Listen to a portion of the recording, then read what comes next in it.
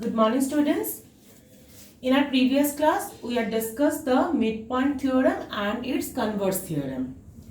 So, today I am doing some example sums to understand how to midpoint theorem is used. See, the first question is given.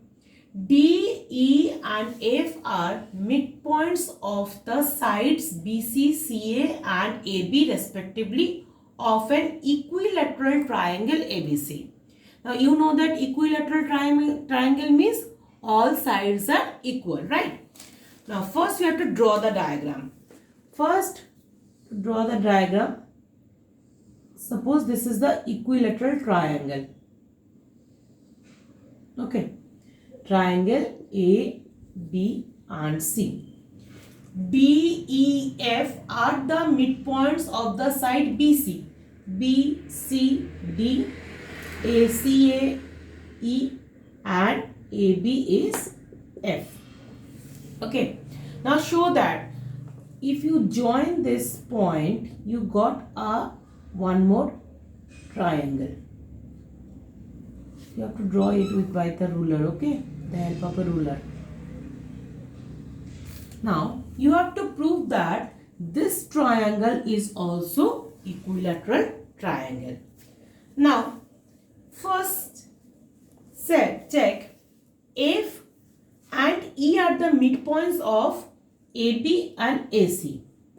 F is the midpoint of AB. E is the midpoint of AC, right? Now, form the triangle ABC. Okay. Now see, FE is parallel to BC according to our midpoint theorem. By midpoint theorem, you know that if what is the midpoint theorem? Midpoint theorem said that the line segment joining the midpoints of any two sides of a triangle. Any two sides of a triangle joining the midpoint of a triangle, it is parallel to the third side and half of the third side, right? So, we can easily say that FE is the half of BC by midpoint theorem. Right here, by midpoint theorem. Right. Now, next is what?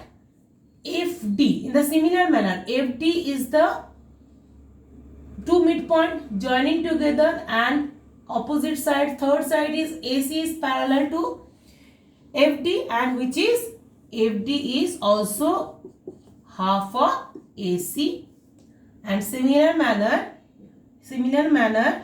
DE is half of AB. Right. Now, you know that equilateral triangle means all sides are equal. So, AB equals to BC equals to CA. Right. Now,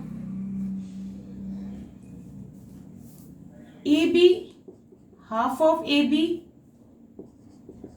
we can put on half in each case, half of CA. Now, in place of AB, half of AB, we can write DE. In place of B, half of B, we can write FE. And in place of CA, we can write CA. CA, half of CA equal to FD. Now see, in this triangle, from triangle DEF, all sides are what? Equal. So this is also equilateral triangle, right? Now next example. First we have to rub this.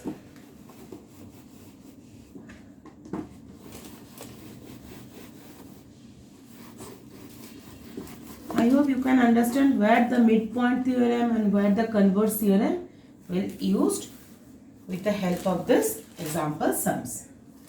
Now, see the example number 5. Example number 5, it is said that ABCD is a rectangle and PQR and S are the midpoint of the sides AB, BC, CD and DA respectively. Okay. Show that the quadrilateral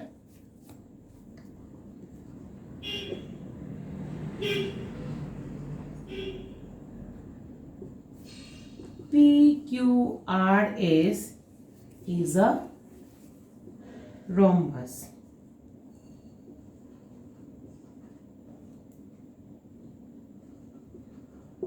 Now, first you have to understand what is said and what you want to prove. ABCD is a rectangle. First draw the rectangle. Okay. A, B, C and D. Okay. Now see, P, Q, R and S are the midpoints of the side AB, BC, CD and DA. AB, P, Q, R and S. Now join this point.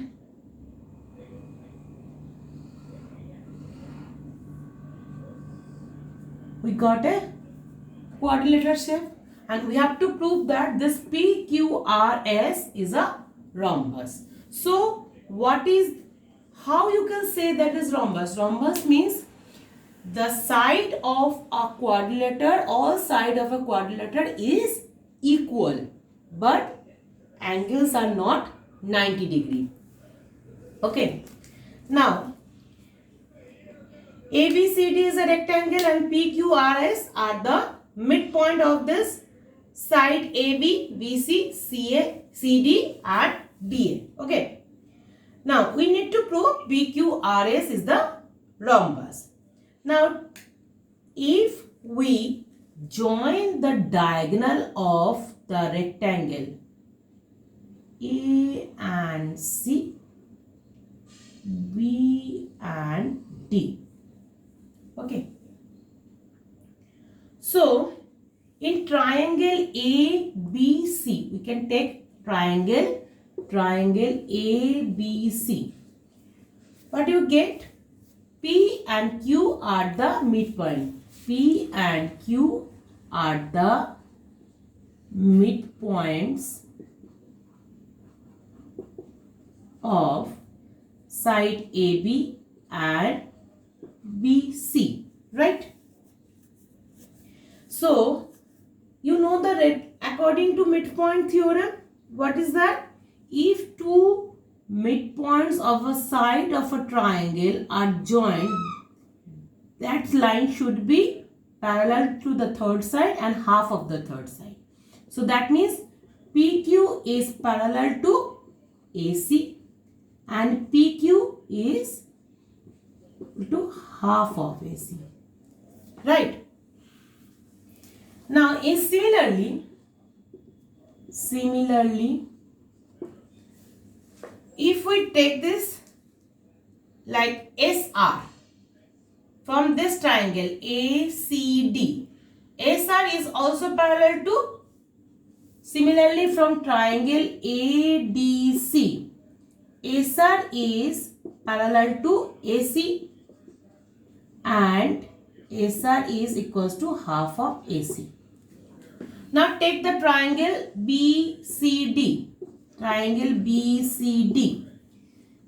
QR is parallel to BD and QR is equals to half of BD.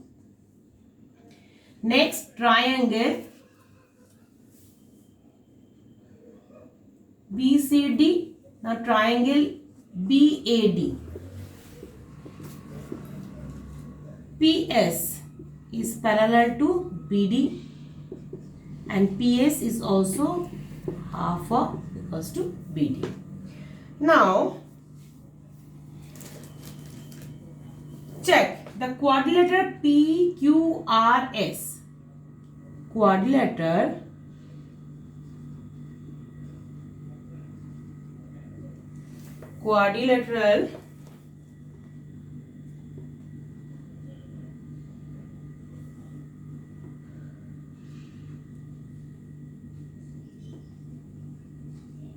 PQRS. What do you observe from this? You see that PQ is parallel to SR and PQ is also equals to SR because both are equal to half of AC. Both are equal to half of AC. So we can easily say that PQ equals to SR. Similarly,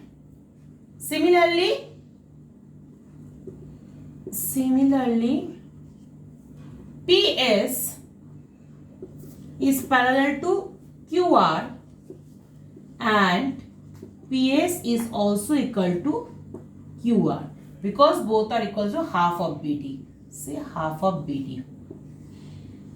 Right. So we can easily say that, but AC is also equals to BD. AC is also equals to BD because the diagonal are equal enough of a right angle. Sorry, this is a rectangle. The diagonals are also equal. Now, AC equals to BD. So we can easily say that PQ equals to PS. PQ equals to PS. So all sides are equal. So we can easily say that this parallelogram in which two adjacent sides are equal, therefore PQRS are also a rhombus. Okay. Now, next.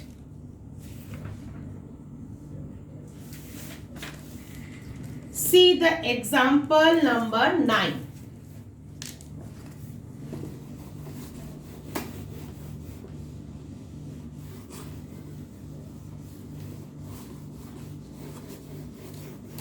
Example number 9. First I have to write the question.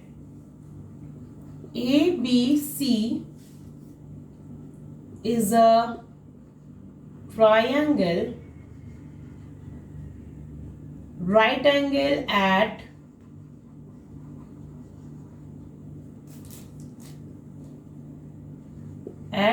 C.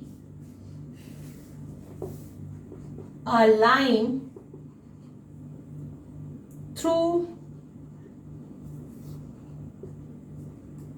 the midpoint M of hypotenuse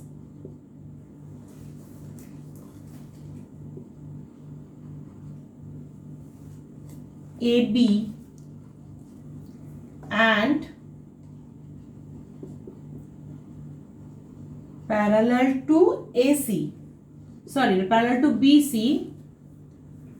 intersect AC at D. Show that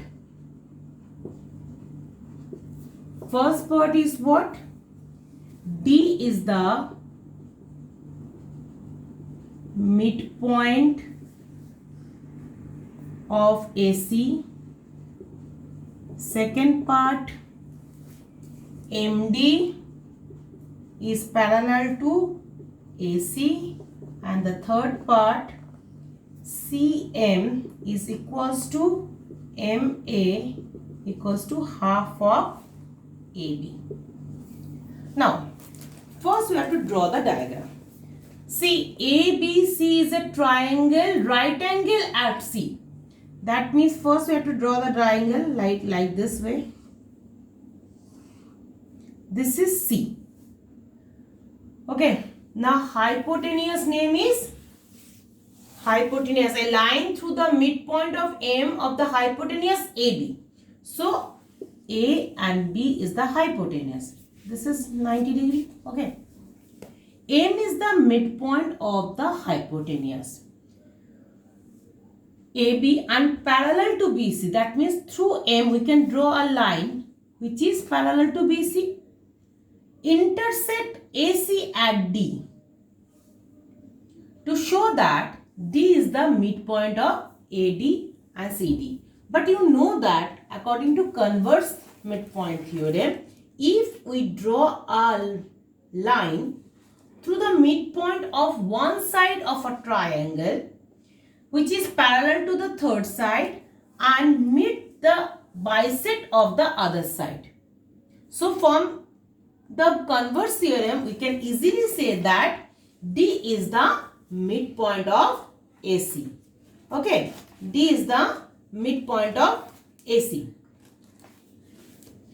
You have to write the statement. You have to write the statement is in triangle ABC, M is the midpoint of AB and MD is parallel to BC, which is drawn, and therefore the converse midpoint theorem we can say that D is the midpoint of A and C. Okay, so first is done triangle ABC. M is the midpoint of AB and MD is parallel to BC. Therefore, D is the midpoint of AC by converse midpoint theorem. Right? So first is done. Next, second part is what? MD is perpendicular on AC. So for this, we have to prove that the angle of CDM is 90 degree, because we know that angle ACB is 90 degree. Now, as MD and BC is parallel, MD is parallel to BC, so and AC is the transversal. So you know that from this transversal, the sum of co-interior angle equals to 180 degree. So angle BCD, this is and this are the co-interior angle from this parallel side. This is the co-interior angle because AC is the transversal. So angle BCD plus angle MDC,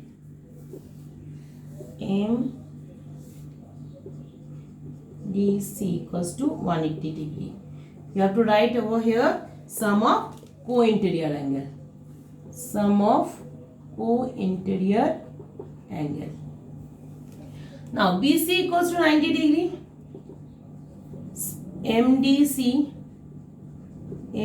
equals to 180 degree. This plus this equals to 180 degree. So we can say that angle MDC is also equals to 180 minus 90 equals to 90 degree. So when it is 90 degree, we can say that MD is perpendicular on AC. Okay. Now the third case. Third case we need to rough first. In third case, CM. So CM means first you have to join this line. CM. CM equals to MA, which is equals to half of AB. So how you have to prove it? First,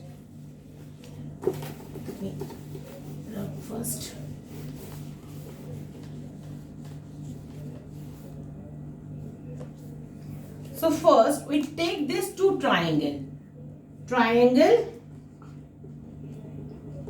This triangle and this triangle.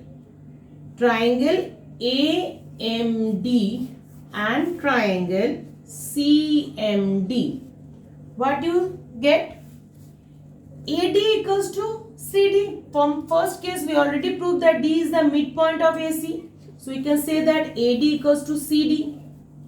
Next angle ADM equals to angle CDM. Why? Because MD is perpendicular on AC. So angle ADM equals to angle CDM. You have to write over here, D is the midpoint of AC, and you have to write each angle is 90 degree. Okay, because MD is perpendicular on AC. Now next, in both MD is a common. So we can say that both the triangle are congruence. If it is congruous, then we can easily say that CM equals to MA. Okay. Now by midpoint theorem, M is the midpoint of AB. M is the midpoint of AB. So M is the midpoint of AB. That we know that it is given already. So AM equals to half of AB. So AM equals to half of AB. So we can already prove that CM equals to MA, which is equals to half of AB. CM equals to MA, which is equals to half of AB. Now children, you have to more practice the first example sum. Then start the exercise. If you have any doubt, I will try to solve it. And in next class, we will start the new chapter. First, you have to solve the exercise. In any number in the exercise question, if you have any doubt, then let me know. I will definitely try to solve your problem. Thank you.